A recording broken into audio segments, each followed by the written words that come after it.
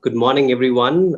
Really excited to see all of you here. And like Pari mentioned, it's extremely great that you all could make it. And such a big gathering. We have over 100 CXOs here, which itself in itself it's a feat.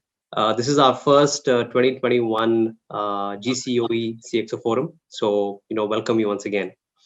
Um, my name is Faraz, and I lead the G.A.P practice at Zinnov. Once again, I welcome you to today's forum, which is themed Rise and Rise of GCoEs, the Decade of Globalization Dominance.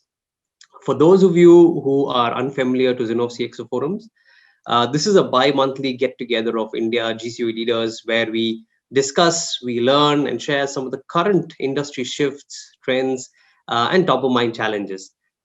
Today's CXO forum is all about discussing the role of India GCO ecosystem in this decade, and really it defining the future for global MNCs.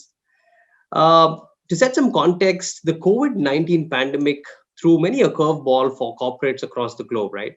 MNCs had to almost overnight come to terms with lockdown, move to remote working, manage various infrastructure requirements virtually, ensure employee productivity and morale, and all this while meet project timelines, address changing customer demands, as well as match requisite quality standards.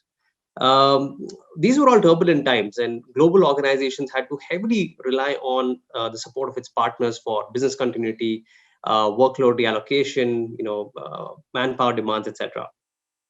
While vendor partners did come to the rescue, in a lot of cases, we saw that they were a little late to the party. It was, in fact, the India GCoEs that really swept into action proactively by extending its support and meeting the needs of the global organization.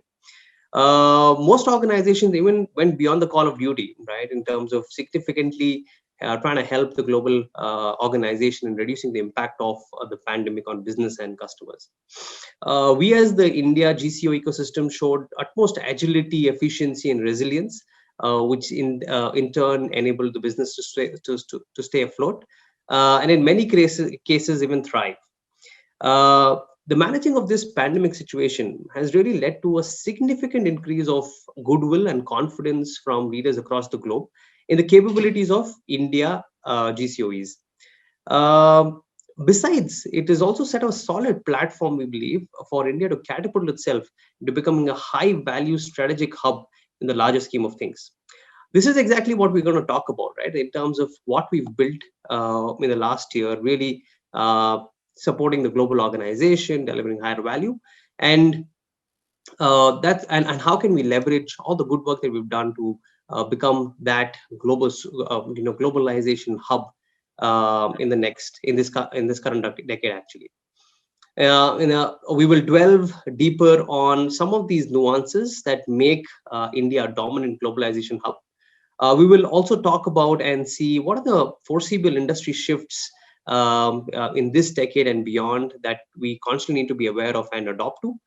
We'll also hear in this forum from global leaders on what they really expect from India centers and its leaders.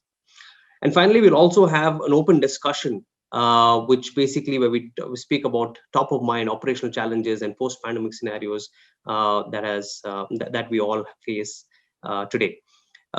Just in terms of agenda, we'll start off with a keynote by Pari on the topic of Rise and Rise of GCoEs, the decade of globalization dominance. We will then switch gears and move into a fireside chat on the topic of the leadership periscope in India lens. Here we'll hear from Amit Phadnis and Rohan Chandra from GE Healthcare and Data Axle. Pari will be having a fireside chat with them to hear in terms of what do they really foresee and expect from India centers, India leaders to just get a global view of things. Then we will move into a very interesting segment that we've put together for you, which is a video series where we spoke to 3 global leaders in terms of the opportunities and challenges, technology and engineering globalization in the post-COVID world. We spoke to Fritz, who's with us actually, spoke to Suresh as well as Shankar. They represent Bazaarvoice, Honeywell, and Verizon respectively. And that's a very interesting video segment that we have for you. And finally, we'll open up to open discussions and taking questions from you.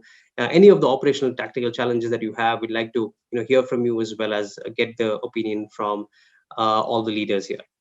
That's what we have as part of the agenda today. We have about 90 to 100 minutes worth of action for you. But without further ado, I'd hand it over to Pari to kickstart the proceedings with the keynote. Pari, over to you. Great. So what I'm going to do is first 6 minutes is an India pitch. For first 10 minutes, we just aggregated what happened post our conference in July. And something we can all of us have a common narrative when we talk to global teams and others in the ecosystem. The second part is more interesting, so I'll spend the first 10 minutes on the pitch, and then the next is we have some wild hypothesis on what could happen in the future, and we want to have more conversation, discussion, and want to hear from you. So that's really what we have for the next 25 minutes or so. First is from August, right? If you look at how India's performed compared to any other global location, just look at the daily new confirmed cases per million people. India just a magnitude lesser than global locations. It could be for a number of reasons. Even scientists don't know why that happened, but it's a good news overall. At least till now, India has managed the COVID impact a lot better than most developed countries thought that we will do. Right? It's amazing. We also had the strength of our digital infrastructure, which the government has built over the last several years, come to life. You can see how the UPI transactions almost double compared to last year. We also see things like CoWIN app, which is built on a health stack, very similar to how the UPI and the fintech stack was built in India. And we are starting to see a very aggregated approach from the government in terms of how they are adopting the vaccination process. Still very early, but looks like the approach is a lot centralized and a lot more effective. And also we have seen unicorns emerge during the pandemic. The example we like to give is Glance. Glance, the reason why we like Glance is Glance worked very closely with companies which are actually in this call today in integrating their product along with some of the smartphones which are sold in India, and created a new experience, an alternative to TikTok in India, and now an unicorn from the time they started the company to about 26 months, largely building in partnership with global centers of excellence, which is again a great case study to talk about. And while all of this happened, our team continued to do their job, and in some level we are more productive than ever before because we don't have to travel. We defined what is called hyper-intelligent automation, and we believe this is going to be a central part of global business services organizations to drive automation journey from India. We benchmarked the maturity of centers. Over 85 plus companies participated. 100 plus companies participated in our annual compensation and operation cost benchmarking. The interesting thing we are proud of is we were able to change the narrative about the Indian startups in sometime in October. Till then, it was gloom and doom, right? Almost like, oh, Indian startup ecosystem is going to die, and it's really going to be hard. But then we started talking. We worked with TAI and released a report. And this one company we analyzed, a company called Zinnov. I don't know how many of you heard of this company. They provide enterprise software to spas in the US. And they were growing during this pandemic. Think of it, spas are struggling in the US, and there is a startup having technology team in Hyderabad and sales team in Hyderabad. They're selling to global spas, and they're growing during the pandemic. And that kind of showed, now our startups are in a really good position to able to survive and thrive this overall pandemic. And that completely changed the narrative in the ecosystem in terms of what is possible. And then we did something with NASSCOM in January and so on. So we are very proud of, in terms of building that out. And then we also built out playbooks along with industry. Very, very hard to do this, whiteboarding sessions on Zoom, but we had playbooks on entrepreneurship, playbooks on diversity and inclusion built out during the pandemic, right? Again, thanks to our team to be able to build this. There are four dominant trends we think, which for sure is going to happen in 2021, right? So no question around it. I'll just rush through those slides and then talk about some of the hypotheses. One, we believe India is going to be in the front lines of the talent war and talk about what's going to happen. Second, it's very clear based on GDP projections that Asia is going to grow much faster. The way Asia handled COVID is given more confidence to the countries as well as others outside of Asia to see Asia as a major market going forward. Third, in a sustainability, World Economic Forum talked about sustainability in February 2020. Because of pandemic, it was pushed out. But we think in 2021, sustainability is going to be core of how organizations operate globally. And we believe there's a huge opportunity for India to take a lead in driving some of those. Fourth is, what is the future of work? The fact that we moved 2 million people to remote work in 2 weeks. There is an opportunity for us to define the future rather than follow what was defined anywhere in the world, right? So I think we will define what the future of work is going to be over the next year. In terms of war for talent, it is very, very clear. Companies are not hiring in hundreds. They're hiring in thousands. And I'm not sure how many of you are seeing your offer to joining ratio starting to go down again. You've seen the cycles in India. Whenever there is a massive hiring cycle, you see number of no-shows increase. And I'm assuming that some of you are starting to see that as well. And we are not hearing in hundreds and thousands. Certain companies are adding 10,000 plus people, a combination of them having more confidence in what their own centers were able to do compared to third-party providers. So they're insourcing significant amount of work to their internal teams, plus also ramping up on some of the new areas which we are not able to scale up, in US or Europe. They're scaling up in India. We even seen Japanese companies, we have Sanjay here from Raksul, start their India center completely remote without anybody traveling into India. Almost that shows the level of confidence companies have in the ecosystem. And we have the data Axel, Rohan going to speak today, able to build this completely from scratch without really visiting India. That's again something we thought, it's going to be very, very hard for new people to come in. So that's again been proven wrong. It's just amazing. The second part is just the way the growth is going to project, right? This is IMF growth, not even Indian government projection. About 11.5% growth, probably one of the fastest growth there for India over the last several decades. So there are going to be so many interesting initiatives which is going to happen where organizations are going to look at this market a lot more closer than what they had done. In terms of even leadership, the charter for the leadership, at least we are hearing from several of our customers that the charter for the country manager is going to be a combination of the market-facing role in building east to east, as well as looking at engineering and innovation. And there are going to be a significant amount of new funds, and there are trillions of dollars were printed, both of monetary and fiscal policies in the US and Europe. A lot of this money are looking for where they can potentially invest. And we think a whole bunch of that is going to find a way to India. We have seen the Indian stock market significantly grow. We have seen several venture capitalist funds raise new funds in the last year. And we expect more such funds coming into India, a combination of direct public markets as well as through the venture capital relationships. Also, a very interesting partnership got created, right? With Amazon and Big Basket and Grover working together. Amazon working with Reliance, competing with Reliance. So very, very interesting global partnership with Indian companies are going to get created. So it's super excited in terms of the market. And third, like we said, is sustainability. We believe is going to be a center of how CEOs talk about it. And you can see that about 180 plus global CEOs are signed off on the business roundtable, how sustainability is going to be a critical role. BlackRock almost taking an activist role in the assets they manage, the company they manage, the company they are part of board for ensure that each of the company have a climate charter. US is getting back to the Paris climate agreement, as well as Amazon's climate pledge gained significant amount of support. Over 13 plus companies have signed in.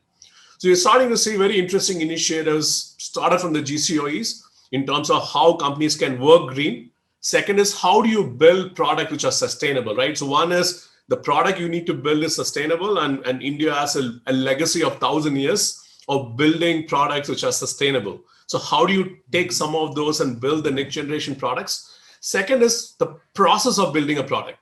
So how do you make that sustainable in terms of how people, your production system, or how you build software, how you run operations, how do you run that, green? And also in terms of contributing to the overall ecosystem and making that green. So this is going to be a very, very important initiative. And we believe that the country leaders like you, this should be one of your top 3 priorities, because this is going to be a key priority for your, CEOs as well. So this, again, it's going to be a dominant trend. And fourth, in terms of, we've talked about this before, 2 million people working from home in 2 weeks, unheard of, unimaginable before April. The fact that we did it, it gives us a way in which define the future of work, be it a combination of completely work from home from smaller towns and remote villages, a hybrid work where you could potentially create community hubs in different towns where people come in, and HR plays a different role in as a culture champion in each of this location to bring this location up, where people go back, they come into a location once in 2 weeks, they're able to aggregate with the organization culture, they go back and work remote. Or there are companies which are saying they will have complete work from office, and there are organizations who are saying we will completely redesign our office space. So people come in, these are experience hubs for people to brainstorm and innovate, not some place where people sit and do their daily work. So a lot of different options. We have companies in energy, in retail, in banking, in software, in telecom, in automotive, in industrial, together in our ecosystem. And I think this year we will all learn from each other quite rapidly and come back with very highly customized models which will work for each of our companies independently. So it's super excited about the opportunities and where India can take a lead in driving those. So these 4 trends we believe is going to be dominant and is going to happen. This is the first 6 slides or something, as an industry we can showcase internally and externally, saying what is possible from India. So that's kind of like the first part of my talk, right? The second part is where I want to get a lot more input. So ready to contribute and give your comments, agree, disagree. There are 3 key hypothesis areas we have, and I'll talk about the first one, and then let's stop to take some questions and comments. First is the talent value chain in India. If you look at the left side of the slide, right, you can see that you have GCoEs in the top of the talent value chain. The best talent in India want to work for companies in this forum, and then they want to work for Indian service providers and so on. And that's flipped with the second choice is Indian startups. And one of the hypotheses we had is, well, the unicorns become number 1. It remains to be seen. Will people want to work Oyo, Ola, and Flipkart compared to GCoEs? That remains to be seen. But there is an interesting concept coming in, right? When you have a Silicon Valley unicorn, which is going to be completely working remote, and they can hire people from anywhere in the world. So what stops them from hiring talent in India and have them remote work?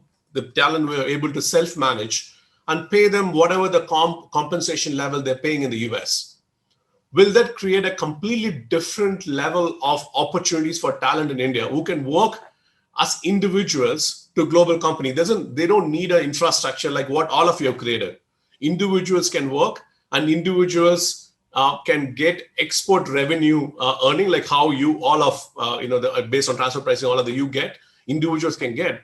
That puts people at a completely different salary level compared to what we have. So is that possible, right? It looks like it's possible because there are a certain set of companies saying we'll all work remote. If a talent is willing to work in the same time zone, everybody is equidistant from everybody else. So why not a completely new set of opportunity for India talent, which will emerge over the next few years? So that's my first question. I would like to stop here and see if anyone has any comments on this specific aspect. Do you think it's going to happen? Do you see that the top talent will have completely different opportunity, and then they will then, you have that leading? Prasad, do you want to? I see your hand. You can switch on the video and see. Yeah, can you hear me, Pari? Yeah. Go ahead. Yeah, that model that you mentioned, Pari, is not new. I've actually dealt with a software provider who tried that model globally. What I found is complete culture lacking in that model. So these guys act almost mercenary. They don't understand the context of the product and the customer. They come in cold and generally provide a very bad service. That's been my experience. Maybe we can switch it around, but that's what came to my mind when you told me that. Sure. Thanks, Prasad. Hari? Yeah, I think, Pari, I would sort of echo Prasad a little bit, but the other factor that at least you're seeing is two things, right? One, the general model that you're talking about, people seem to be more open to it if they're within 1 or 2 time zones of proximity and they're reasonably close to the customers. I think the challenge that a lot of companies face, right? And maybe it's less so for digital companies that have customers globally, but when you talk about a company like Walmart, for example, which has a very strong affinity to customer demographics and behavior of customers in different geographies, having a completely geographically distributed team makes it much harder for people to be closer to the business and therefore understand customers, understand business operations, and so on. I think there will be a growth for sure, like you're saying, but more and more I suspect it will be focusing around being a lot more creative about ways of working and saying, other than sort of narrow area of work that is required to be closer to the consumers and the business, pretty much everything else can be done exactly the way you see it. But over time, that will create sort of issues for the GCCs, to your earlier point, right? Which is that if they're competing with startups and unicorns in India that are potentially growing global, would we be competing for talent with them? And that remains to be seen, frankly. Great. Sukanya, you had a point. And Hari, hopefully you're not in the beach, otherwise all of us will be jealous. I'm trying to compensate for the fact that there's no travel by having creative Zoom backgrounds every day. Okay. Yes, Hi, Pari. Thanks. The only thing I would add over here is theoretically, it sounds great that, we can have access to talent and we can hire people from anywhere.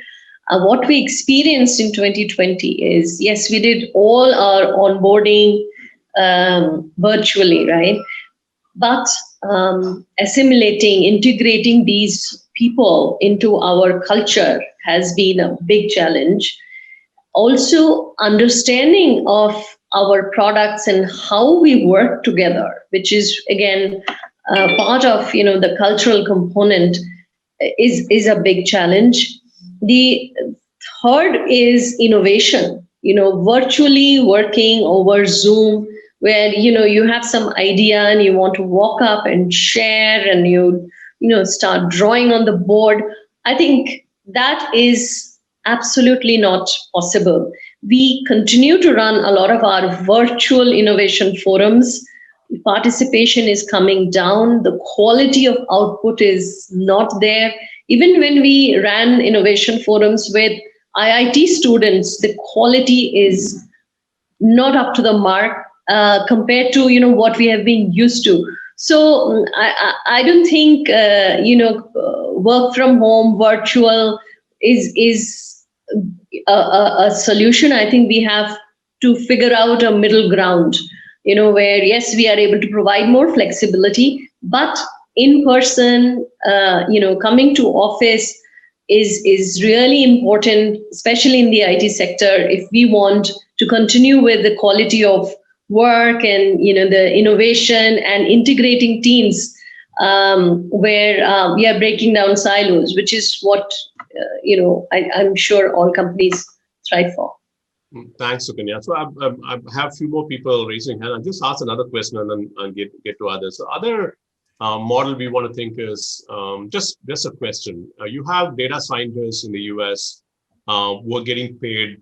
Google, in some level, RSU included, is $1 million to hire a top data scientist, right? If you're a data scientist in Bangalore, and is it even, and it's really because Google is paying them or any other company is paying them so much because it's creating so much impact to the company.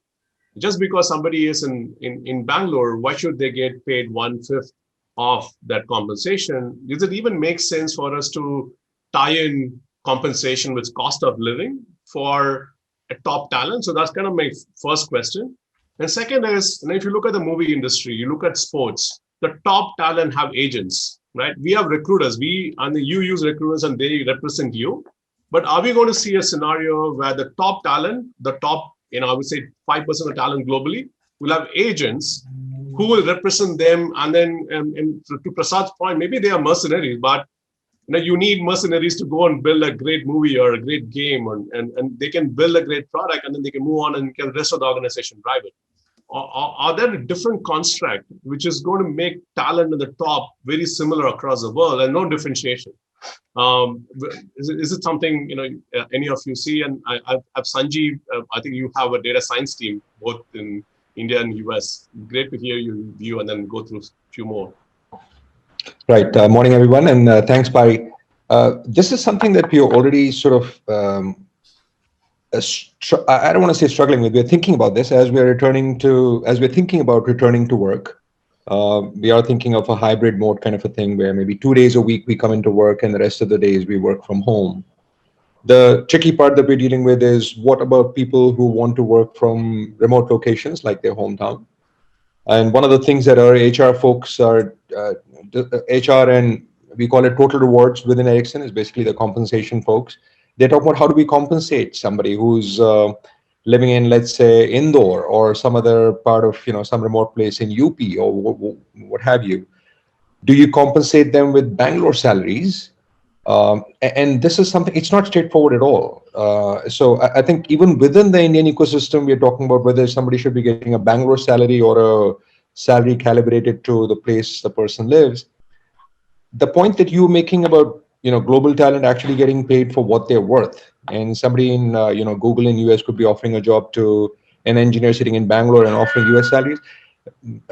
I somehow find it hard to extend my imagination that we will get there, because all said and done, as much innovation talent as we have demonstrated over the last decade and more, I still believe that cost still plays a key role for GCoEs. And unless they see a very distinct, if that does happen, what you're talking about, I think it'll be for a very small percentage of folks who may be given the option of continuing to live in India and drawing salary in US dollars. Yeah, that's my thought. But like I said, where we are within the Ericsson ecosystem, we're still talking about this issue with Bangalore versus Indore salary. So we're quite Silicon Valley in Bangalore not yet common. Yeah, thanks, Sanjeev. Chetan, you had a view? Yeah, thanks, Pari. Good morning, everyone. On the first point that you talked about, just the virtual GCoEs, I have a very quick observation to make. I don't know how many of you all have noticed this, but our employees are very shy to even put on their cameras in most cases, right? And how do you build relationships? And this is across the board. When I get into calls with my US and UK counterparts, I find everybody's on camera, engaging, but in India, culturally, we somewhere are not comfortable getting onto cameras. And that becomes an important part of engagement in a virtual environment, right? So that's just one point I wanted to make, because we need to get there in some practical way. I think the point you're making, Pari, on compensation is not just an India issue. We are seeing it between San Francisco, where we are paying top dollar, and somebody sitting maybe in the Midwest, right? Where the salaries are different. And the same question is coming up as to, should we be paying San Francisco rates, or can we have in fact, what we are seeing is the people will move from San Francisco to, let's say, Phoenix, but they want a San Francisco rate, right? And they're in the same time zone even. So the point Sanjeev made, they're not even in a different time zone as a GCoE is. So I think this issue about compensation for work versus location versus other factors coming in is a larger issue. And then, of course, there is the whole tax angle coming in, which says, okay, where do you stay? What is your tax liability and how does that get paid out? I think there are a number of moving parts here for us to nail down this whole quandary. Absolutely. And I'll have a couple of more broad areas. So one is on the talent side. And the other one is we are also starting to hear some very interesting thing. Now that everybody is working remotely, the teams are a lot more tightly integrated with the global teams. So they're all working remotely. They are integrated. And so in a work from office, you have the leadership team provide the right cultural aspects, training, development, a lot more local mentorship and oversight. In the future, are we going to see a completely distributed network of hubs across the globe, and you don't need local leadership in these locations? Do we foresee that as a model for newer companies to adopt, or we still need more structured local hubs like how we have? Right, our initial structure was there are going to be 2 or 3 hubs, but now we are hearing, hey, why do we need to restrict to 2 or 3 hubs? So I will have distributed teams across. And these teams will be hyper integrated with each one, and we don't need like a leadership who don't have a functional role to sit on top of that. Any thoughts on that? I see Rakesh. Rakesh, you are working nights in your product management role. So how do you see that in the role of leaders changing in India? All right. So Pari, my perspective about all of this talent conversation culture, and whether we pay the same rate as the US. I mean, there are already few companies, right? To give an example, Crossover for Work or Dev Factory. They hire VPs, senior VPs, and pay the same salary as someone that is in the US. And I have actually gone and looked at some of the reviews of the people that are employed there, right? And I think the reviews have not been that great.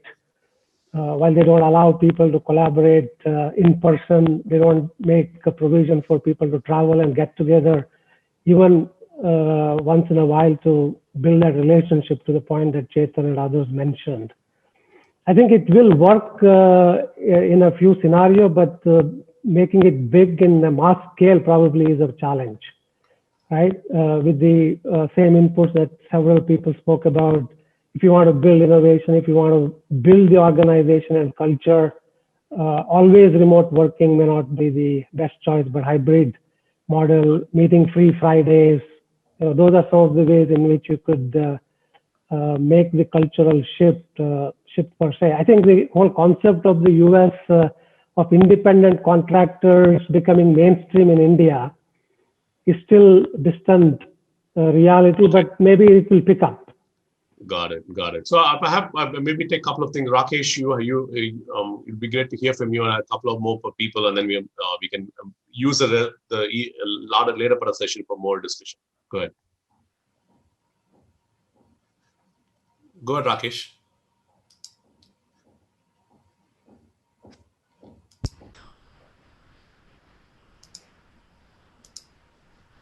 So Rakesh, we are not able to hear you, so we'll have Pradesh. You had a point of view. Yeah. So this is good discussion, right? And all are very valid points. So one important thing is this change has come in, right? And it's very important for us basically to kind of see how this change has made us work in a different way. For example, there were times when people used to say that we cannot close the books that if people won't come to office, right? We kind of changed that myth already, right? There were jobs which were available for us in India. Basically, we were not getting those particular kind of job because it's closer proximity to the clients, right? And it's a traveling job and things like that, right? So those kind of talents and such kind of jobs are coming in at the moment. So I know there are challenges basically to have this done, right? But we'll have to figure out a way doing it. For example, innovation was one example which was given, right? Why can't you start thinking about teamwork and collaboration like a virtual world kind of an environment, right? Like in a second life kind of a thing. We can collaborate much better. So the technology and innovation has to change, but there is a lot of scope for us, all of us, to change, right? Because these are new ways of working and how effectively we can adapt to that particular thing. So the way I look at it, basically from analogy from infrastructure is this, right? We had physical infrastructure and servers a long period of time. It changed into virtual, right? Still they had some physical servers or virtual servers could replicate and things like that. Post which is changed into something like, you don't need to server, basically. It was a containerization kind of an environment. So the change will happen, right? How we are going to adapt and address these things which we talked about at the moment, that will be the interesting discussion going forward. Yeah, thanks, Fadnis. Srini, if you take some comments from you, and then one point on. Okay, that's fine. Sure. Yeah. Thank you, Pari. So, quick couple of points I wanted to make. One on the compensation balancing out as we go, spread out and start hiring from all locations. I think actually it'll start balancing out at the high compensation locations. I'll just take an example, no grounding for it. So it'll start going down in the high comp areas, let's say California first, before it'll ever start picking up on the, in India, kind of getting paid at the same compensation level as everybody else in North America. I think the balancing will start on the higher level first before we ever see it leveling out across the globe, in my opinion. I don't think it'll level out across the globe. I'm really talking even then, yeah, I think 5% of the talent at the top. Exactly. It'll take a long time if we'll ever get there. So indicators will have to start from the other end. Is my point. I think the point is, Shah Rukh Khan makes as much as Tom Cruise. So why not our top data scientists make the same as what the Google data scientists in the US make, right? But exceptions, to Pari, to your point, there will be exceptions in certain roles. You talked about a very talented data scientist who are very few available out there, and those are some of the folks will be treated as exceptions, and they'll probably get compensated, effectively. Great. The second part is your question about managers that you talked about. In India, it is going to be a little tricky. I think we'll probably continue to need some local leadership for some time. The reason for me is, as we go more into leadership roles, the cost arbitrage tends to get narrower and narrower. We all know that, even in India. But at the lower levels, there's a big advantage. So most of the cost management is really with being able to build fresh talent, young talent, and quickly assimilate them and make them extremely productive in product worlds as well as in services worlds. I think that's what we tend to do. But what I believe is that the folks who are coming into the industry are not all fully ready for prime time. So to guide them, mentor them, to coach them, and ensure that they make those strides to become productive is very key. And for that, some element of presence in offices, co-available with other engineers, partnering and all will, I think, help a lot. And having local leadership of some sort to not only mentor them, even keep them together. Otherwise, the attrition and other things, if they don't get the right help, they'll just quickly jump to the next person who feels like he's getting help. So all of those kind of things will come into play. So I think some element of local leaders, country managers, I think that is a loaded role we all play. I think a lot of companies can survive without those. But leadership at the local level and even the lowest level leadership, being able to mentor these is going to be required, at least in India ecosystem for some period in time. Thanks, Srini. I think I see Prashant asking me to get to the next session. Thanks, everyone. Hold on, we have some very interesting panel with a couple of global stakeholders.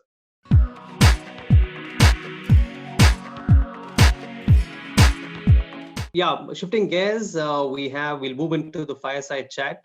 We're calling that the leadership periscope, an India lens. We have two global leaders with us. We have Amit S. Phadnis, GE Officer, Chief Digital Officer, GE Healthcare. And we have Rohan, Chandran, Chief Product Officer, Data Axle. And the session will be moderated by Pari, Natarajan, CEO and co-founder Zinnov. Pari, over to you for the session. So we have both Amit and Rohan. Are you on video? Yes, Pari. I hope you can hear me. Okay, we can see you. Hi, Pari. Hi, everyone. Hello. Rohan, thanks again for joining. I think it's a little bit late in the Bay Area. Thanks for joining. Great to have you join the session.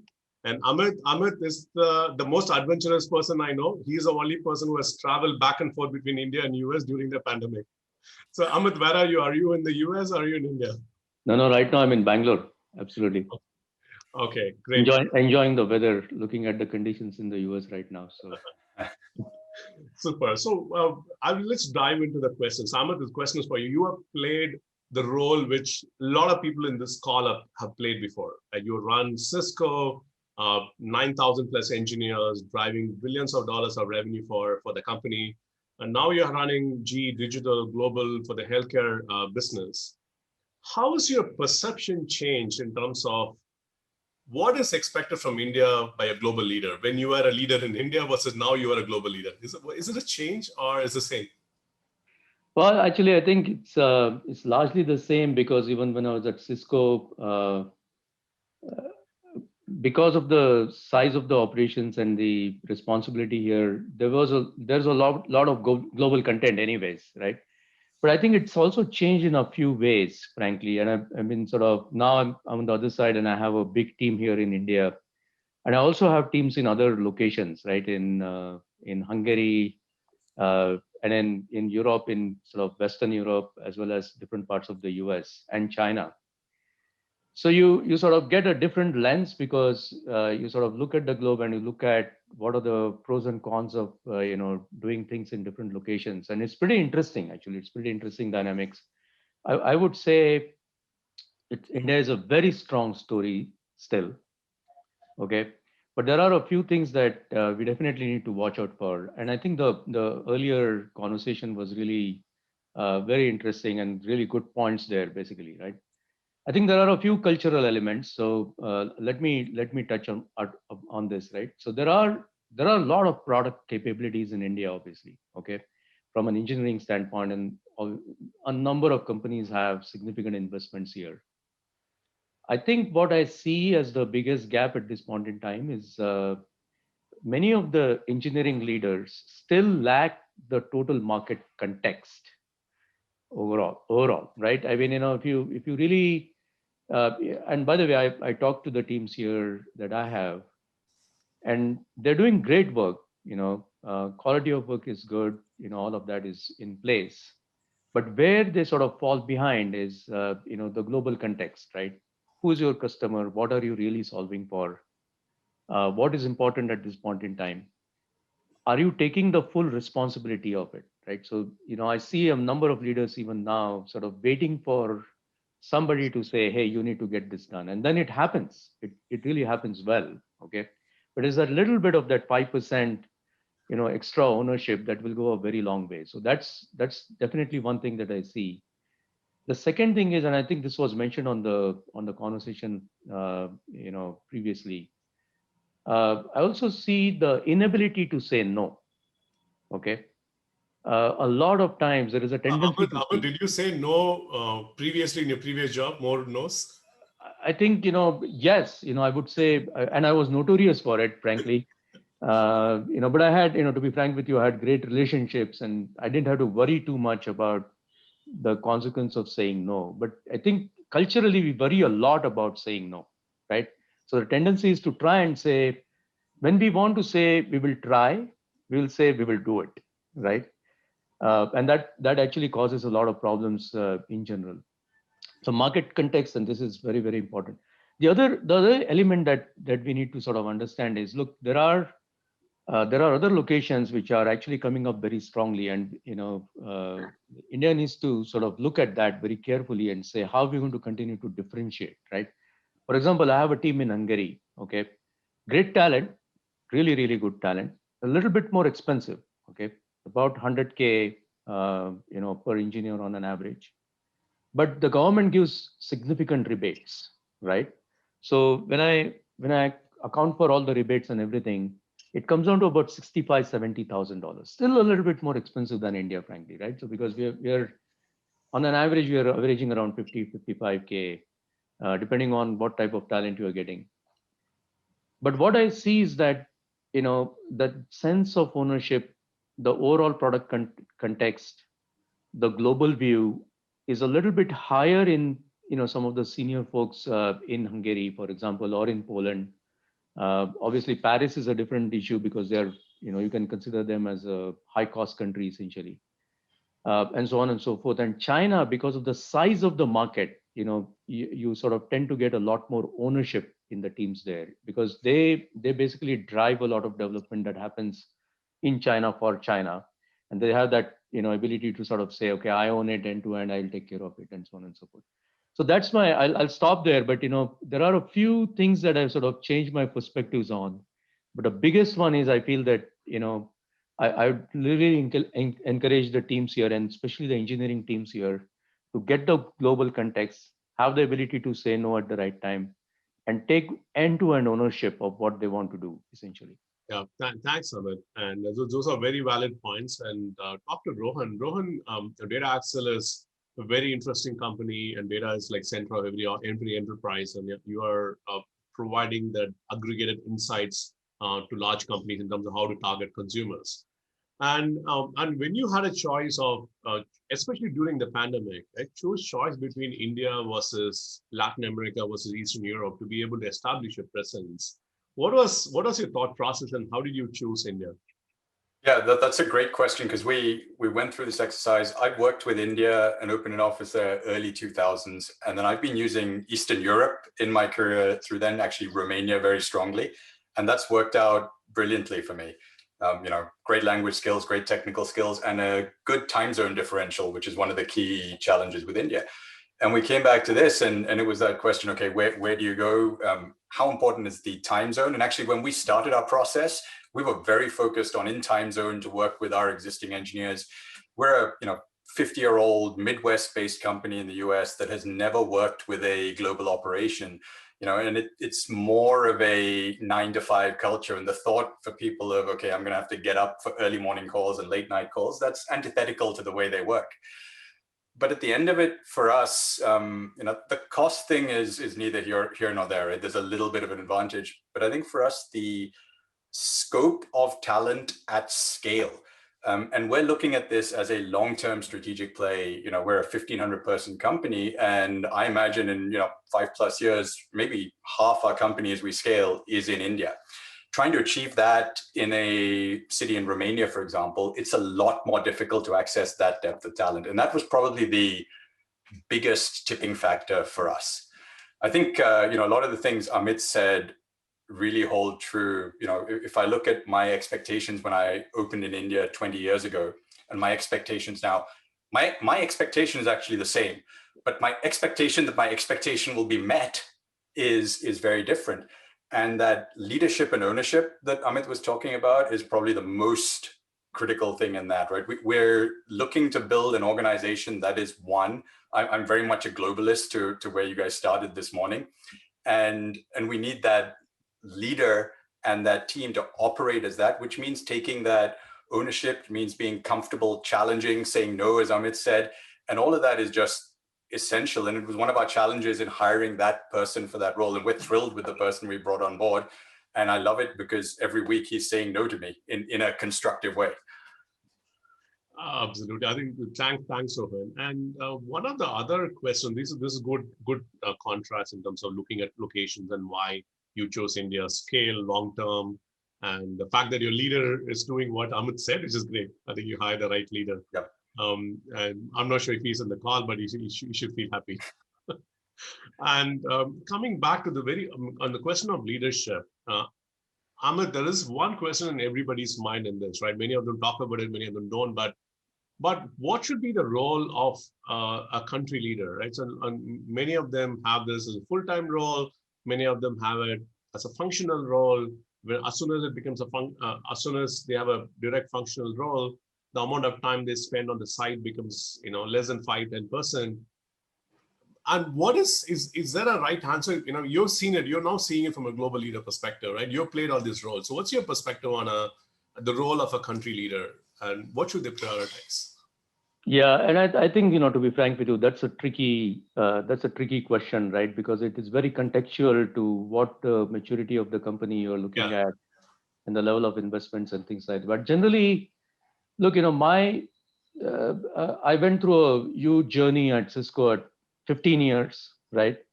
I was the first guy Cisco recruited in India, and then, over a period of time, we built out the facility. So we went through all the phases, right? We went through the constructive fights, if you can say, with the US teams to, really ending up owning, significant amount of product responsibilities, and then connected that a lot to the sales side of the house and so on and so forth. My perspective of this is, over time, what I feel is there are two significant roles that the country has, right? One is an enabler role, okay? And that role is very, very important. And it's not so much about what am I as a leader driving and responsible for in terms of immediate deliverables. That's the functional role, right? But how can I enable the enterprise in the longer term, in the right direction? And I think there are a number of leaders actually in India who do a very good job of that. But I think it is very critical, to sort of understand that. And it's valuable because, I see a lot of leaders who play that role very well, but they feel that, it's not valued. Okay. But it is actually tremendously valuable because that really sort of results in a long-term success. Very interesting. You're saying you need to have the confidence that the role you're playing is extremely valuable for the company. Absolutely. Quantify that rather than saying, hey, I don't feel like I'm building anything. Because you're all engineers and technologists. So unless they build something, they don't feel that they're doing something. Okay, that's So no, I absolutely agree. I think, and it's a little bit tough, right? Because engineers like to do things themselves, correct? So when you get into an enabling role, you sort of feel the loss of control. I mean, that's the biggest issue, right? Because you feel that, okay, you're not controlling your destiny, okay, in general. I would like to have my team reporting to me, and I would like to take the direct responsibility for those deliverables and things like that. That's a very engineering-oriented, functional, sort of approach. But at the organization level, there is a tremendous value that one adds, right? And that needs to be kept in perspective. So that's one aspect of the role. And then the second is obviously the delivery role, right? Which is, you may be a product manager, you may be a engineering leader, you may even be a sales leader with a regional responsibility and things like that. So that's a very functional role. So both of those are important. Now, different organizations are set up in different ways. Obviously, some of them have a dual responsibility of function plus leadership. Some of them are more in the leadership sort of bucket and things like that. Now, look, there are a few aspects of this that are really, really important, right? When you look at the leadership role and enabler role, your long-term talent strategy and your willingness to invest in talent, I think it's very, very critical for a leader who's playing an enabler role. It's an extremely important function. The second thing is understanding how does your company work? What's the culture? Who is your customer? What do we actually solve for from a customer perspective? And very importantly, how does the company monetize its value?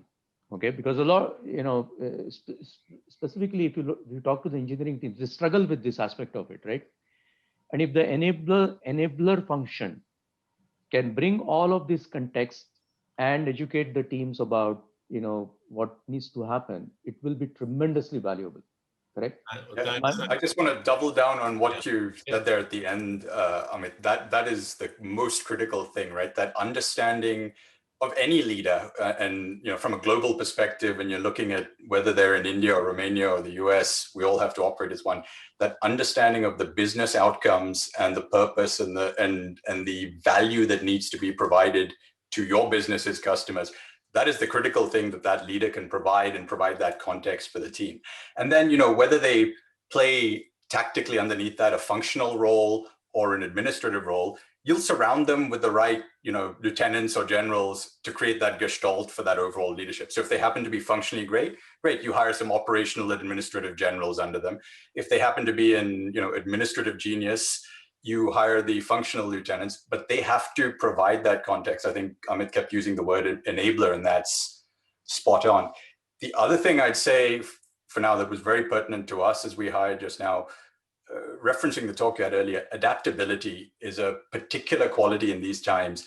I liked what you set up as your sort of big hypotheses over where the future will go. I think, all of us have been on this call, CXOs, right? So we've been working for 10, 20, 30 years. Whatever we like to think, we're conditioned to think about work in a certain way and manner. And I'm watching my kids, haven't been to school or seen another kid in 9 months, and they're making that work, right? And they're connecting and communicating in ways that are almost incomprehensible to us. And I think we have to, and Rakesh alluded to this as well, we have to have that adaptability. And that leader, especially now in these global centers, have to be willing to say, okay, the whole methodology of work globally, across to the US, within India itself, is going to be something different. And we have to be able to roll with those punches and swings as they come. Thanks, Rohan. Rohan, a quick question for you. And what is your what does success means to you in the next 2 years, 3 years when you look at what you're building in India? Yeah, I think Vishal, our center head and so on in India, he keeps asking me this question, right? How do you define that? And I think the number one measure for me right now, and this is probably influenced by current context, is that we actually have a humming operation in which I'm actually not thinking, is this person in India? Are they in the US? Where are they? And it's a sort of, it deviates from what I just said about being very tied to business outcomes. And to me, that's a given, right? There's operational success. And if we build up a team to do these things, they have to meet the business needs. All that is a given. But for me to say, Vishal has been successful and I've been successful in setting up that center, I need to not be second guessing, oh, this is in India, we have to think this way. This is in the US, we have to do it this way. That we're actually gelling as one. And these are my globalization biases also coming true. I don't want to see them as different. Uniform point of view in terms of how you approach your technology roadmap, how you approach your engineering. Absolutely, right. And geography shouldn't matter. It doesn't matter if you're in Kansas City, San Francisco, or Pune. Got it. Great. So we have maybe a couple of questions. We have a great panelists. Maybe anybody have any specific question? I think, this is Anand here. Yeah, Anand, go ahead. Questions or thoughts, probably I posted it on the group itself. One, we speak about people wearing multiple hats and possibly taking up roles in different organizations. In general, our approach around IP, proprietary information, right? How companies are going to look at those, because people would be able to take up a role of a freelancer in this model. Nothing stops them from doing that. As a center head or a country leader, you probably need to encourage them to take up more, but at the same time, how do you wear the company's hat and do that? Second, we spoke about infrastructure, etc. I think a lot of the times the conversations are done keeping in mind the core technology or the engineering team. But in the larger ecosystem, especially in India context, a lot of the business functions coexist with the technology team, especially those who work on evening and night shifts, right? They have a completely different set of challenges, which typically kept aside. And most of the focus is on how startups and engineering folks can actually adapt to the situation. It's those who are handling data transcripts, SLA intensive functions where the maximum challenge is, right? They need that ecosystem, proper ecosystem. So if I, as a process associate, data transcript associate, work 2 days in office using 3 monitors, I'm not going to have the luxury at my home when I come back the other 2 days. How do we solve those problems going forward? I think these are some of the thoughts which I've been going through. Would be happy to hear. Got it. That last one is a great point, Anand, because we have that at Data Axle, right? So, under the product org, we have product, engineering, data, and operations, and all of those functions are going to be in India. And our operations team, is 200 people in Omaha, and we're augmenting in Pune. And as you say, there's sort of more regimented SLAs that they have to adhere to. You made a very specific example. They have the multi-monitor setup because of the things they have to do and the tools they have to work with. So we've made a point, partly forced by COVID, to make sure that we are creating that setup at home for these people to enable that, because that is the nature of the role. And we're actually, as a company, we're saying working from the office is no longer ever going to be mandatory. And it's almost a requirement that you're able to work from home, and we'll support you in doing that. Now, I will say, right, our experience with our team in Pune as we've hired is everyone is itching to get into the office. And obviously, for a lot of people, the physical space is not the same at home and being able to work independently. But we just have to adapt for that. And it's different in those different ecosystems, right? What an engineer needs versus what a finance person needs versus what the operational person needs, a difference. And you have to understand those nuances and differences. Yeah, very true. I had close to about 900 member operations team now. Anand, we'll come back to the questions. So I have Puneet, you had a question, comment? Yeah, just a quick one. Thank you. Very interesting conversation. And I wanted to go to the point which Amit was making earlier about, how it's important for the India centers and their leaders to have that global context and make sure that you understand and connect globally. And this is a slightly tangential thought, but Pari, I think you all can help us in this too.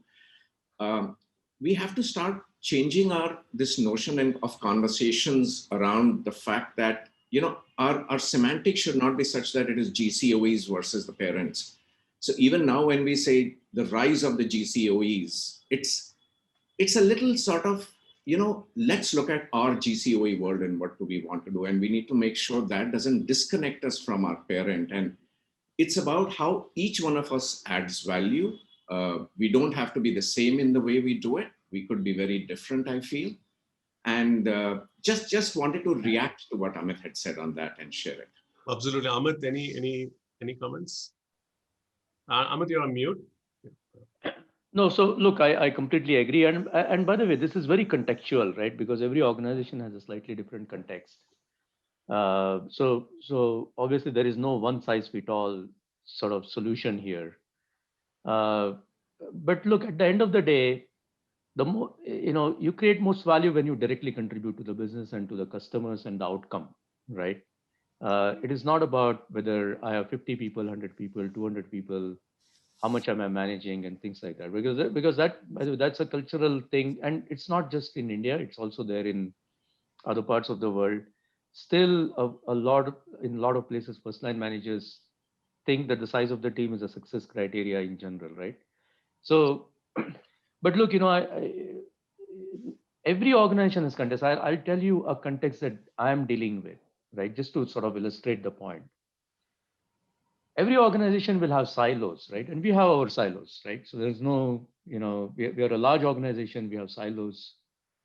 The beauty of the India Center is, a lot of those divisions are under the same roof. Not now, but they were under the same roof, right? They had a tremendous opportunity to connect the dots. That global teams, that teams in the US and Europe and other places were not, because many of the other centers, Hungary, I have a very specific niche area, okay? Western Europe, we have a very specific product line. In US, there are centers there is an AI team, right, in a particular location. There's something else. For them, the connecting the dots is a lot more difficult to do. And the siloed culture is existing, but that's a huge opportunity. So that's a context in our case, correct? Now the leadership here needs to make use of that's a global context. It's not just about the business, right? And if they can stitch those dots together, right, that would create tremendous amount of value for the company. So I think this is very contextual. It depends on the company to company situation and what you're dealing with. But I think having that global context will definitely help in general. Thanks, Amit. Thanks, Rohan. Thanks for your time. And it'll be great for you to stay back for the next 40 minutes. We'll have some interesting views. Shankar and Suresh were not able to join. Fritz is here, and then Fritz recorded a video. We will play that. Just the similar points, but different perspective from different global leaders. So thanks, Pari. Been a pleasure, and I'm looking forward to watching the rest of this. Thanks, Rohan. Me too. Thanks. Over to you, Faraz. All right. Thank you, Pari. Thank you, Rohan. Thank you, Amit. Right. Like Pari mentioned, we had some questions asked. We had a discussion with Fritz, Hesse Chief Technology Officer, Bazaarvoice, Honeywell, and Shankar, Arumugavelu, Global CIO, Verizon. We spoke to them about some of the changes in perception of India as a GCoE hub pre and post pandemic. We also, asked them about some of the challenges that they faced during the Globalization 1.0, and what is the way forward for GCoEs and what are their expectations. So all of that, and we had some interesting conversations. We picked parts of it and we packaged that for you. I request Prashant.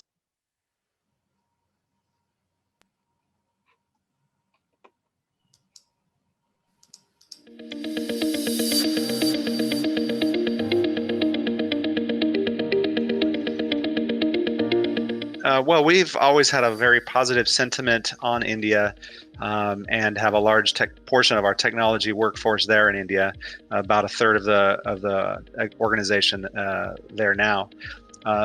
Our sentiment has really not changed on India over the pandemic, although there probably was a question early on about our ability to hire and grow and to onboard new employees.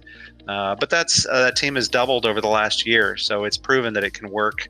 We're very excited about the growth and the ability to succeed there. I will say, though, more generally, pre-pandemic and post-pandemic, there might be some changes. What I've seen, at least, the perception that might have been prior to pandemic was that India was a good and easy choice for startups anywhere. To have new employees and launching sites in India would be good for both startups as well as larger companies. But probably more of a challenge for small and mid-sized companies that already had a footprint in one location. But hard to kind of get going in India. Post-pandemic, I'd say that more mid-sized companies will open up to the idea, since they have proven that they can have a virtual workforce and work from anywhere. Our perception hasn't changed. It's going well, it continues to go well, and we will continue to hire and develop staff in Bengaluru. No challenges there. If you ask me, the change in perception for us in Verizon, when we started off, we have our GCC in India for over 20 years now. Early on, the functions that we were doing in India was limited to technology functions. And over the past few years, we have been starting to expand into business areas as well. And if anything, what this pandemic has done, it's accelerated the adoption of our GCC in India by our business partners, whether it be a customer experience team or the operations team, the usability teams, etc. So they are expanding their presence now to have their teams located in the same time zone with the technology teams as well. So the whole idea here for us in Verizon is to make our GCC in India a strategic asset for the entire Verizon organization and not just the technology team. If you really look at what happened, from my perspective, India has been one of the most affected countries, and it could take probably the next few years before we make any major improvements in our economic situation, as large section of manufacturing in India is still dependent on China to recover. There is a need for India to really focus and rethink on development of ports and infrastructure to benefit from the possibility of manufacturing shifting from China to India. At the same time, the manufacturing sector in India needs to be more competitive than some of the developing and the world economies at this juncture. The second important thing is look at the recovery and also look at the history. There are two trends that we need to learn. One, the companies will drive deeper cuts in both R&D and CapEx. At the same time, the history also suggests innovators outperform peers during recovery. Go back and look at the last recovery, post-Great Recession, 2009, 2010. And if you really go back and look at S&P 500 and then compare them with some of the biggest innovators, they have outperformed S&P 500 when you measure through the market capitalization up to probably 10 to 30% gap between the next best alternative. So the thing that we need to really remember is the crisis brings in two things. Yes, there will be a lot of hardship. At the same time, a tremendous opportunity for innovators to outperform. So I would say that we made a choice to start as a satellite and move towards a hub as opposed to starting in the station world. And we made that choice so that we didn't create challenges in the dynamics between the employees and the needs for the employees to work together and have proper expectations. If we really want to drive innovation, we want to really have clear empowerment of the teams and strong working relationships, great capabilities that come from all of our innovation centers, we need to have satellite at a minimum and evolve to being a hub. So it takes patience. We had some challenges early on. We had individuals or perceptions at headquarters that it would go faster or that it needs to go faster, and we still want to go faster. We're having success, but even then, we want to go faster. We need to be careful. Some of the additional challenges are the notification window, which is very different from the US, where it's anywhere from 1 to 3 months before employees can show up, which drives a higher no-show rate. Really very different from what we experience in the United States and even in Europe. And so we need to manage that. And those are challenges that we worked with Zinnov to make sure that we managed that well and didn't exceed our objectives, but we achieved our objectives. For us, though, there was no challenges, I would say, where you could have had challenges otherwise. But working with Zinnov, we had no challenges really around things like facilities or payroll, building local recruitment capabilities, office support, or logistics. Those are things that we partnered with Zinnov, and that's really important so we could focus on technology and not have to worry about other logistics. Globalization 1.0, when you think of that, cost arbitrage was the primary driver, right? It was very much a transactional engagement, if you will. Delivery and execution was the primary focus. The interaction of our India teams were primarily with the technology teams in the US. So they were, to some extent, an order taker from the technology teams based in the US. We did see the benefit of the 24/7 development and operations. But one of the things that was lacking in that environment, in that structure, the overarching purpose, right? So the teams in India were removed a few steps from the business, and the clarity of why we were doing what we were doing was not there in Globalization 1.0. I think those are some of the challenges now. As we go, get up on that maturity curve, we're starting to address that in a big way.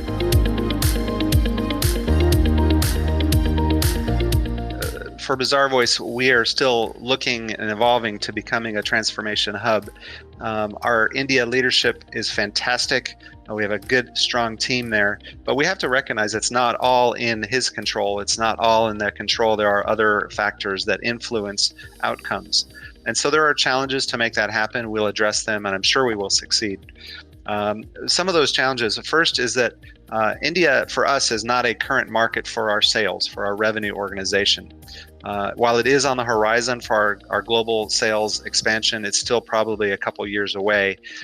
E-commerce is, for us, a very important business, and India is the fastest growing e-commerce market in the world, but it's still small, a nascent industry for India compared to the rest of the world, or compared to other markets for us. So it's a small footprint that's growing, but it's important for us to have a technology footprint there. And we also have customers with their development centers in India. So it's important for us, and it makes sense for us to have partnership with some of those customers that have development teams and technology teams and support teams in local markets there. So it's great for us to partner up. We need to make sure that our headquarters lets go of control and is willing to trust and allow ideas and innovation, experiments to succeed, experiments to have challenges. We have a tendency to drive all of our strategy and thought leadership from headquarters, but we need to allow that to happen globally in all of our locations. For Bazaarvoice anyway, we have limited autonomous product diversity, and that is that level dependencies between global teams and cross-geographic coordination is required because our systems are large and they are enterprise systems. Some portions are built in India, some are built in Belfast, some are built in Austin, Texas, and so there's a fair amount of coordination, allowing us to look for disruption and to drive Globalization 2.0. We need to be able to build whole products in our location there. And so for Bazaarvoice, that's a bit of a challenge because we need to kind of really look for solutions that can be completely built there that will not have so many dependencies on the rest of the system. We're looking for ways to make that happen. It's a continual challenge. The concept of Globalization 2.0 makes total sense, but obviously it's a different challenge for every company that pursues it. More than 20 years, Early on, the focus was just to be the delivery arm of our technology organization. It was very successful for us. And over time, we realized we were not realizing the full potential of what the organization can deliver, and started shifting more from just being cost-centric to making sure that our GCC in India was working on the major strategic programs for our business. Our GCC plays a vital role in the entire transformation going on in Verizon. So we have set up communities of practice, whether it be focused on building out the customer experience platform or refactoring all our applications to be cloud native, as we are now running in the public cloud, whether it be setting up a center of excellence around artificial intelligence and data to be able to provide that hyper-personalized customer experience, or UX design. So there are multiple communities of practice that we have set up. And truly the GCC is evolving to be that transformation hub. This pandemic, our Verizon GCC, our teams in India came up with a great idea. So they came up with this idea of having this augmented reality-based remote visual assistance tools that can help our technicians and our call center agents to make sure they were being safe when they were dealing with customers, and at the same time, not putting the customers in jeopardy as well. And how do you remotely troubleshoot and fix issues for customers without necessarily having to step foot into their homes during this pandemic? And that's a big win for the customer as well, in terms of how they are able to get the service up and running, because connectivity is the lifeline, if you will, during this pandemic. And at the same time, from a company standpoint as well, it helps from optimizing our operations. It minimizes the number of truck rolls that we'll have to do. Other point I would make on Globalization 2.0, it's a big time talent play, right? It's the focus on upskilling the organization to make sure that we have a future-ready talent is critical. And we're also focused on developing a leadership pipeline in our center in India, and also giving them opportunities to take on global roles so they can contribute at a much larger scale.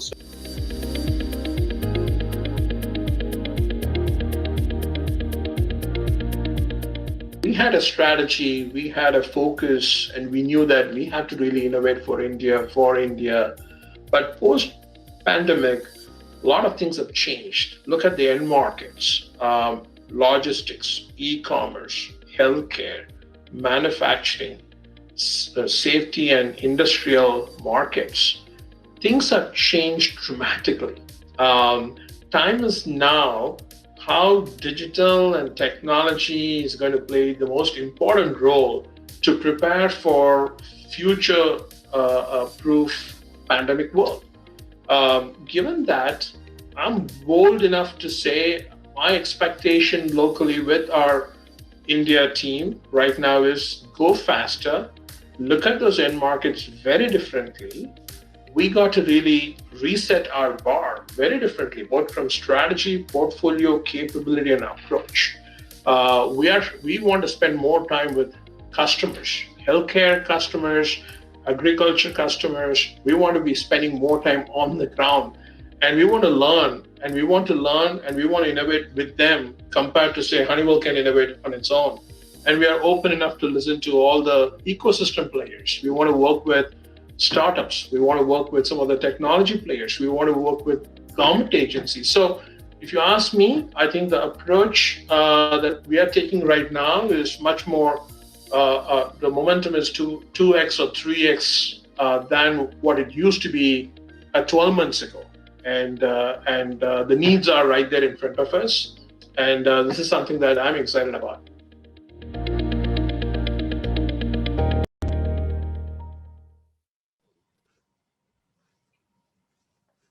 Right. Some really interesting perspectives there from all the three leaders, and I'd like to thank them for spending the time and sharing those thoughts with us. Right. The time to move into our last segment, which is of course the open discussion segment, where we are happy to take some of your questions, and if there are any thoughts that you'd like to share, what you've heard or anything that you're facing in terms of challenges. We'd be happy to hear from you. Yeah, go ahead. So one key topic, we talked about a lot of strategy and expectation and all that. Let's get to brass tacks, reality, and on the ground, what's happening. The biggest question in everybody's mind is, when do we get people back? How many days? How many? What are the different notions? If some of you have some views, it'd be great to hear from you and how the plan is working. Maybe we'll go through industries. Manoj, if you can talk about what's happening in the banking industry, start from there and then work down different industries. Thanks, Pari. Can you hear me? Yeah, we can hear you. Okay, so we're still sort of figuring this out, so we don't have a sort of a clear experience to work off, except from what we have in Shanghai, which, as most of us know, they've been sort of more back to near normal than the rest of the world. So, speaking to some colleagues there, the head of the department, head of the center there, and what we are sort of sensing, talking to colleagues here, both inside and outside the bank, we definitely think that coming back to the workplace will definitely happen. I don't see us, I know there are a lot of pure tech firms which are looking at significantly working from home. I think it's hard to put a number now, but it'll be more than the majority. So whether that's 60, 70, 80%, time will tell. But we do see a significant number of people coming into work. We do see the need for a lot of flexibility. It also now opens up huge opportunities for us. For example, if there are people who are from satellite towns or other locations, can we look at leveraging that talent? So some of the hypotheses you made earlier is very, very relevant. So we are looking to think through this and keep an open mind. How can we expand the talent pool as we get people back to work? But short answer is, we do think by the end of the year there will be a fair number of people back at the workplace, but closer to normal in 2022. Back to you, Pari. Thanks, Manoj. Madhavi, if you have a view, you have both operations and tech. If you can switch on your video and then give us a perspective on how you're thinking about work back.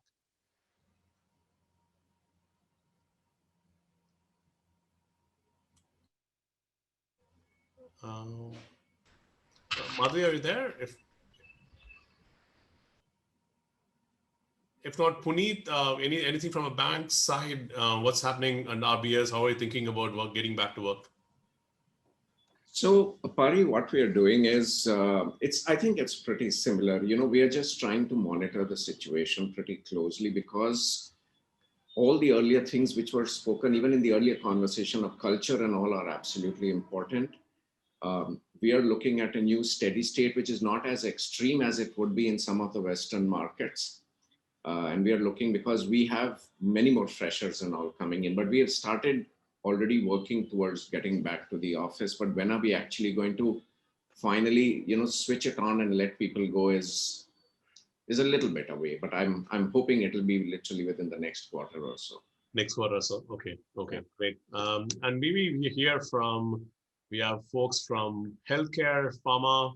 Lene, do you want to give a view? I saw you working out of office a week ago. Yes. So we have actually decided in Novo Nordisk to go back to office as from 4th of January. And we had a lot of pushback from employees, a lot of discussions internally with our medics of whether it was the right time. And the medics actually evaluated that the timing was fine, because numbers had gone dramatically down in Bangalore. And I mean, let's face the music. The employees are out in society, in cinemas, at weddings, etc. So we decided to go back to office, also because, I mean, you can of course wait for the vaccine, but I mean, again, when will everybody be vaccinated, etc. And it has a lot of preparation has gone into it, a lot of sanitation, etc., of offices, a lot of campaigns, information campaigns, etc. But the whole experience has been phenomenal. We have 20% back in office, so any given week, 20% of any given team. And we're going up to 25 and slowly to 30, and we'll continue into a new normal where we'll never be back to 100% in office. But employees really appreciate it when they see how safe it is being in the office. Leaders really appreciate to see the people in office, and we see a new energy coming into the organization that we had been sort of losing a bit towards the end of last year.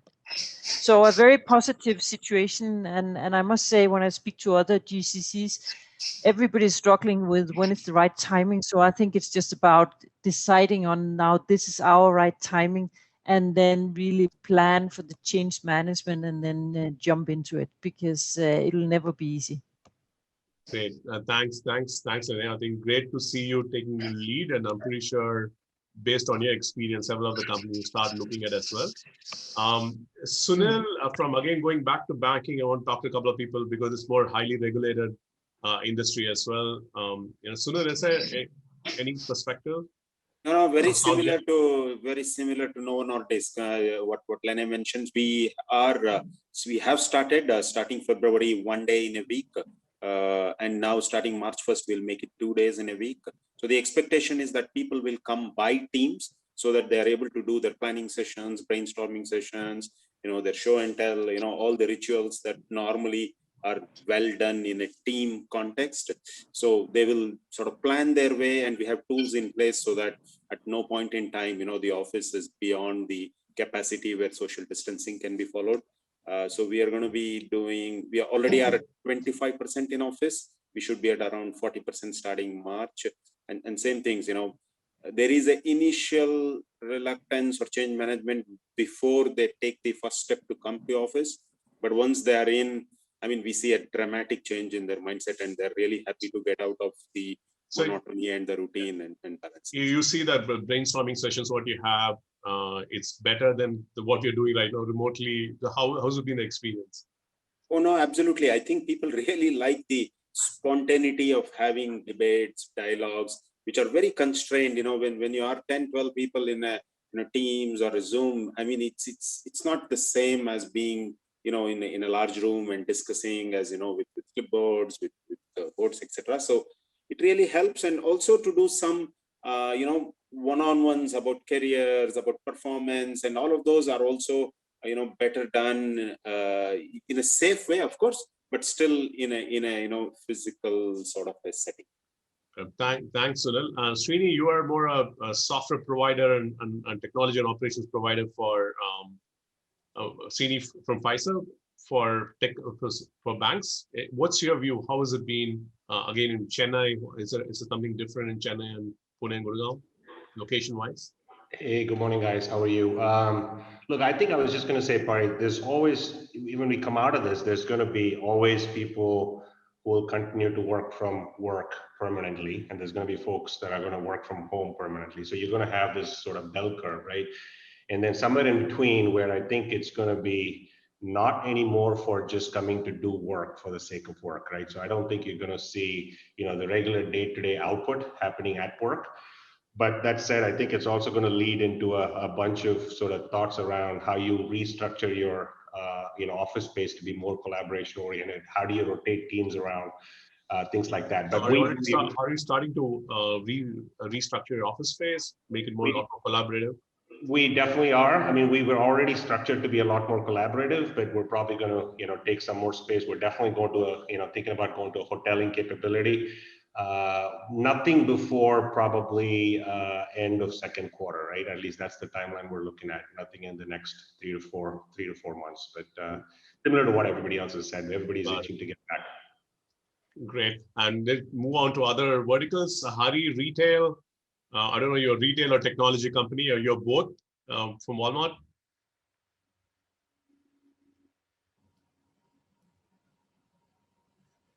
Hari, are you there? I don't think Hari is there. Okay, great. Anybody else want to give a view from a retail perspective? What's happening? Retail, e-commerce, technology? At least from the IKEA perspective, right? Yeah. so we are a new organization, so we have other challenges of building an office and going there, right? So we're just starting off, right? At least from my previous experience, right, it has been a bigger planning which is required, right? For example, you have different kind of teams. Probably you kind of have systems built basically where you can book the places, the kind of seats which are available, allocate seats for different functions, so that you keep that kind of distancing in focus, right? So that's one way of looking. We are looking at how we want to bring our people back, right? But definitely we are not going to bring 100% people back. It is probably like, seeing where it is required, right? For example, there are good examples given in our previous conversation, beginning of this call, saying that, you want to collaborate doing innovation, right? So the GCCs probably would have these COEs where, you want to kind of do some brainstorming. So can we look at those kind of aspect coming to office and doing it, right? Wherever collaborative meeting is required. Otherwise, normal work probably, which is not essentially required, can happen from home. So it's a whole host of discussions and technology enablement that is required for us today, right, to make those particular decisions, right? But as I said, right, initially that we really need to look at this change and be more adaptable and focused on, do we want a larger space in office? Because that's the debate we have, because we are starting off, right? We have a certain number of people coming to office, right? Certain headcount, right? Do I need to invest in my infrastructure for those particular people, or do I take a different strategy now, right, when I'm going to build my office and build my contract? So those are the thoughts that we are doing, but not definitely until June. We probably would. Okay, so June is really the time. Yeah. Thanks again. Let's get into maybe a few healthcare companies. Sai, Legato had a interesting growth. You have grown quite significantly. I guess remotely as well you grow. Is there more urgency for you to get people back because you're building the culture, training people, and so on? Or how's it been? Yeah, those are definitely concerns, but we are still in watching space and looking at how this all evolves. So really no plans at this point. Are you able to hear me? Yeah, go ahead. Okay. So no plans at this point. We'll evaluate on a monthly basis. We have started evaluating. There are teams which are coming in. The leadership teams are coming in for their own strategy sessions. But we will evaluate on a monthly basis. Yes, we have added close to about 10,000 the last 18 months. 10,000. So we want to get back into the office. Okay. Yeah, in the 18 months. So we want to definitely get back into the office to build the culture and have that collaboration across the teams as well. But we will be flexible. I think it's not going to be all or nothing. It's going to be somewhat flexible in terms of giving opportunities for people to work from home several days in a week. Got it. Thanks. And maybe travel, money. You were a proponent of coming back to work even in April last year.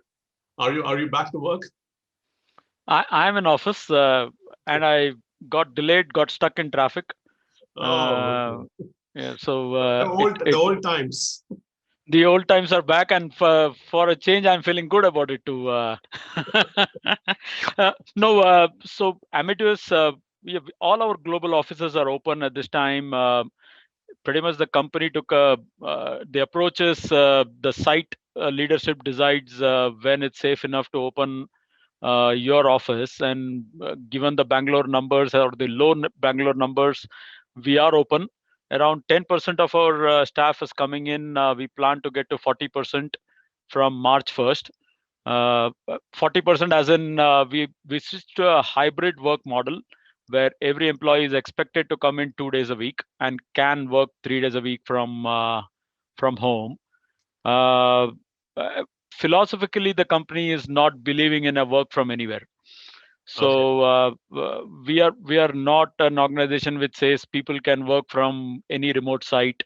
They need to be in the city of the office and take the flexibility of working from some days from home and some days from the office. So that's how are you convincing folks? They are like looking at ROI. Hey, only I'm coming to office 2 days a week. What do I need to pay for my PG for 5 days, 7 days a week? And it's an inertia and it's a vicious cycle. I think we need to break. And this is the number one question that me and the PNC head are getting on a daily basis. Why open up the office? when we They say save a lot of money, right? So we're talking to one of our another company, and they said the discretionary, the amount of disposable income for engineers who are at anywhere between 50 less than 15 lakhs is actually quite a bit, because they're not going out. There's no travel. There is there's no accommodation. They got to pay for it when they're working from this. Almost like the expectation: can you pay me more? I'm coming back to office. See, I mean, it's also organizational culture and a little bit of the current business context of the company. I mean, the Bangalore center is almost the only center growing in the company today because of our business context, and we are facing significant growth. Around 40% of the center have less than 1 year in the company, right? So there is a huge issue on building the knowledge on the Amadeus platform, building the Amadeus culture, and we believe that is not done sitting remote. It has to be face-to-face collaboration sessions and so on. Yes, we are bucking the trend because a lot of our colleagues, peer organizations here, are still not talking about coming back to work, whereas we have a plan. It is causing some angst, but I guess all of us will face it at some point. Unless we dramatically believe in work from anywhere, we will face this challenge somewhere. Our employees will say, why do we come back to Bangalore? Why do we come back to the office, right? And we have to tackle it. We are tackling it now, a little earlier than the others. Thanks, Mani. Pari, there's another question that's coming, which is quite topical, I feel. It's on the vaccination drive, right? Yeah. In terms of what organizations are doing. I think Sanjeev posed the question. And I think Nagaraj, if you can come in from Baxter and you have some plans around that, if you could share with us.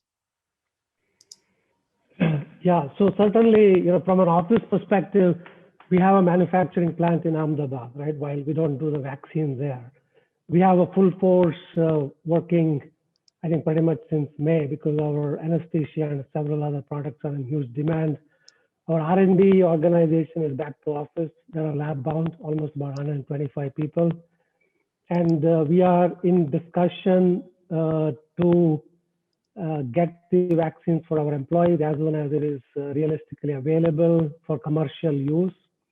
I think the Serum Institute is taking orders from the corporates. I mean, quite frankly, we are manufacturing 2 of the vaccines in our German plant. We're manufacturing the Pfizer vaccine as well as the Novavax vaccine as a contract manufacturer, right? But obviously that won't be available to our employees here in India. So we may need to go for the vaccine that is available in India. But certainly we're looking at 3 phases. In the phase 1 for our employees, in the phase 2, immediate family of our employees. Maybe employees, we will cover the cost. For the extended family, we would basically charge and have that vaccinated, and then also our contract workforce. That's kind of what we are thinking about. Great. Anyone else thinking on those lines, or any work that started around vaccinating employees or anything on those sorts? Yeah, I think from Siemens Healthineers point of view, we are working at corporate level from Siemens with Serum Institute to see how we can get all our employees vaccinated, and also get it for our employees' families while we are looking at how do we cover the costs and all. We don't know the timing yet when these vaccines will be available for our employees, but we have already initiated this for all our employees. And are you also coming back to work? Hi, this is Sai. Yeah, I think what we are thinking is till the end of the first quarter, till end of March, we're keeping it as is needed, only the mandatory people. But beyond April, we are looking at how do we structurally change a little bit to get a little bit of a rotational policy, because I think what is happening is also the people who are coming are the ones who are actually making the people working from home successful, because of their ability to be in office and make things available for rest of the teams. And it is the same team which is getting burdened every day and every week, every month. Nearly 40-45% of our people are in their hometowns or different places other than Bangalore. We're trying to get the people back to the city. I think this was also mentioned earlier. We need to get people to be in Bangalore from April onwards. And then we want to slowly ramp up. It's definitely out of question in terms of getting 100% of the employees for this year into office. We're looking at what could be an optimal number, maybe 30% or so. But that will be a gradual build-up rather than, hey, next month it's going to be 30%. But it's going to be a gradual build-up, building up of confidence in the people. And those whoever are coming to office, they are seeing that it is working better. Office is far more safer than anywhere else. Like everyone else mentioned, people are they're everywhere in beaches, cinema theaters, malls, but not in offices. Yeah. How many of you attended a wedding in the last 2 months? I'm pretty sure a lot of us had gone to some party. Nitin has not attended it. He's saying no. What about in Pune, Vinita? Any view on from a Pune ecosystem? What's going on in getting people back to work? What's been their experience?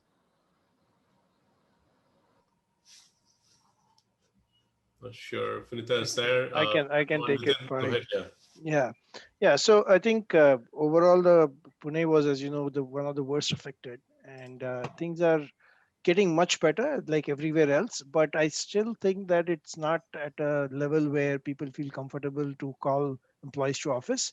So what we are doing is we are just doing the typical break fix kind of a thing once a week. If you need some help with your assets or whatever, you come in. Otherwise, and some strategy meetings, some leadership meetings, etc. once in a while.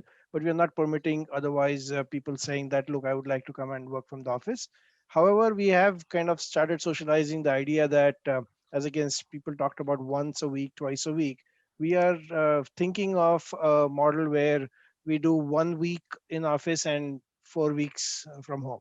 And that's exactly the point that you were raising, the bachelors and people who stay in like nearby cities, Satara, Kolhapur, Solapur, Nashik, they can be at home and then come over. We are even looking at some options like, tying up with some service apartments at a corporate level, where these people can come maybe with a family also, but they will pay for it. But we'll just kind of negotiate a deal, and the people will be rotating every week because people will be coming from outside. So creating an Airbnb within Everland. Exactly, kind of things. And also on the office front, we related teams will come together. There'll be some percentage which will be allowed as ad hoc, but and there'll be some who will be permanently in the office simply because of the the kind of work that they do. For example, a call center, we are thinking of starting a call center. So if that is the case, then for the infrastructure and for failovers, etc., we might have them in the office. But overall, we don't expect to reach more than say 25 to 30% ever. Got it. Or ever. Okay. So that's your ever is always never say never. So never say ever. So Chetan has an interesting question. How many of you are giving up your real estate? Are there anyone giving up real estate? So we have not given up, but normal course we would have added significantly, because we have added, we almost doubled in size, but we have not added real estate. So it's the other way around. So we have not, we have just not expanded. Got it. Expansion plans are put on hold. Yeah. Anyone else has given up real estate? Pari, this is we did give up a couple of floors. So Sunil, you've given up floors. Yeah. Okay. Yes. Okay. Got it. We also gave Chetan, go ahead. Yeah. And are actually contemplating giving up more. Okay. And I see Sanjeev, your hand is. So sorry, Pari. Let me just jump in here. So interestingly, in the US, we are giving up 50% of our real estate. Okay. Oh, wow. Okay. But in India, given the leases and other things, we are a bit more stuck, and that, along with the SEZ rules not being clear, it's a bit of a catch-22 situation. But I think the reality is, if we all go into hybrid and have 50% of our workforce in at any point, do we really need all that real estate? I think it's a big question that we are all grappling with. Yeah, so that's a very good point. Ram from VMware had a point as well. Yeah, Ram, go ahead. Thanks. No, I was just going to say that we are giving up some of our older offices while we're still growing, and we are switching to a flexible model for all our new build-outs, which means that nobody gets an assigned seat. You come in, you book a seat, you use it. Teams may get a book a zone for collaboration meetings and things like that, but no assigned offices going forward. And even cabins will be shared. So clean desk policies, we're going to moving to lockers for personal stuff so that nobody lays blame. Are there resistance from the employee? People like their space, and I know the agile model kind of changed that, but still there are a lot of resistance for it. Are you facing that, or not yet? I mean, they haven't back in the office yet, so we'll find out when they come. But I think we did a lot of research going in. I think we tested this out. So most of the times we found that people, want the flexibility to be able to go to any office that's nearer to their house or work from elsewhere. So I don't anticipate too much trouble. I think where we will probably run into is contention for, multiple teams wanting to use the same space kind of thing, right? I mean, that's something that we may run into as the population increases in the office. But that's a global model we are moving to. We don't anticipate more than 50% occupancy of the office at any given time, even when we back to full strength. Oh, wow. Okay. So that's 50% the maximum. When Nitin said 30 or 50. Any other questions? Anyone else? So Pari, if I could just add to this real estate question, how do you think it's going to change? I also definitely see, you're not going to have one seat per person. Those days are gone. I think there will be definitely many more unassigned seats to leverage what we've learned over the last year. But in terms of real estate, what I'm seeing is you do need very different types of spaces now in the office compared to earlier. So we're repurposing our space. We're building out something called a living lab to really try out very interesting new types of spaces people will use. So if you take 100,000 square feet, in the old world, you'll have whatever 70,000 for seats and 25,000 for other things. Those ratios will change. Okay, interesting. There was another question on anybody getting discounts from your landlords. Maybe there are no. Okay, I don't see many getting discounts. What about in the manufacturing sector? Alex, what's happening from a continental? So are you getting? What's your philosophy right now on real estate, getting back to work, vaccine, any of those areas? So yeah, hi. I'm not so much into the manufacturing part, right? So Alex, are you back in India, or are you still managing? Yes. No, I'm back in India finally, okay. Which is much better, and it's just also confirming whatever we heard here. I mean, being back in the office, being able to connect to the employees gives just a complete different drive and energy again, right? I see that also, that feedback from many of the employees, which are really happy. And I mean, once they cross that hurdle of coming back to the office, they actually like it a lot. And they also realize that the office space is maintained very well. It's actually quite safe to go back. And so I think while there are some cases, like you said, which are a bit hesitant to come back, maybe because of the family situation, maybe being back in the hometown, all the people that I've seen in the office have been really very much excited and positive. I think it's very consistent. Whoever has got people back into office, you're seeing visible change in terms of culture, energy in the team. Maybe productivity could be it'd be similar, but just a lot of this will add up, build the social capital for the company, right? So I think it's right. Good to see people coming.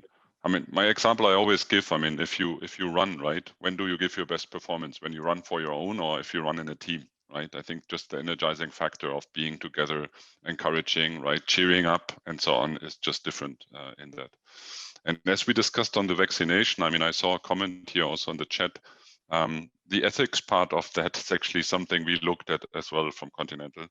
And we have not decided to go a path there with vaccination for the employees, because I mean, there is let's say a government path where they say who's important, who's first, right? Who needs to be vaccinated first, and there's still a limited availability of vaccinations. And instead of them saying somehow we are better, we are more important than those, we are not going for that right now. Yeah. Okay. So there's not going to be any undue influence to be able to get vaccinated before. Yeah. So we have a few more minutes. Any other questions? Anything else? Anybody would like to get answered in this forum? You can. I just a quick comment here. This is Shalab. I am from Norsk Hydro, since we mentioned manufacturing. Yeah. So we had 140 plants, and during the COVID times, our capacity dropped down to close to 40% of normal operations. Now, fortunately, all are back on track. Having said that, from a GBS perspective here in Jaipur, we continue to provide them support 24/7. So even when the staff dropped in the various plants, the technologies support staff, we guys are working. So in effect, this COVID stretched our limits. Rather than the 8-hour day, there were times of 12, 14-hour became the norm. Now, having said that, we also expanded from supporting not just manufacturing teams, but even the mining teams and the energy teams. So suddenly there was like a deluge of work that came in. And so the only way was that, okay, earlier we had challenges of getting people to Jaipur to make them work out of offices. Now that policy has changed, you can work from anywhere. We reimburse you your, broadband. We pay you for your office furniture so that you can create your home offices. And that kind of worked well for us. And our growth here in GCC for India, it was more than 35% quarter on quarter. And that was like a blessing in disguise, I guess. Great. So, thanks. There's another interesting question on labor reforms in India. And Rajni, thanks for the question. Are there going to be budget impacts? Anybody know? And this is something we'll pick up. It's a good question. We'll pick up. We will run a benchmark on this. But any initial thoughts on how is it going to impact budgets? I don't know about budgets, but I think there's an operational challenge here because this has to be in place by April 1st.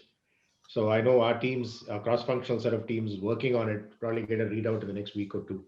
Okay. But it definitely will have, it'll have operational challenges as well as potentially budget challenges.